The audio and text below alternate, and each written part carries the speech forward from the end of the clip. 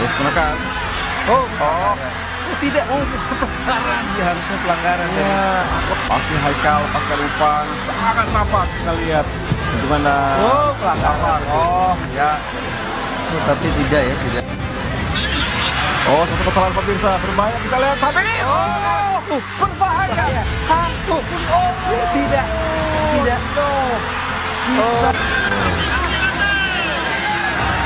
Oh, kartu ini, kartu merah. harusnya. Kartu merah ini. Ini yang harus diberikan kartu merah. Pak Kartu wasit. merah. Kalau semangatnya luar biasa, tapi berbahaya kita lihat ya. Tackling berbahaya dari requestan wasit tidak bergeming.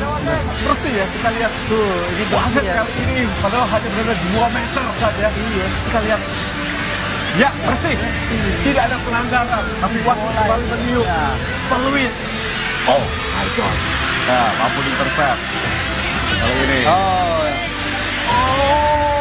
Wasit tidak memberikan pelanggaran meskipun terjadi hanya 1,5 meter di hadapan wasit Eko Agus Sugiarto dari Sumatera Selatan.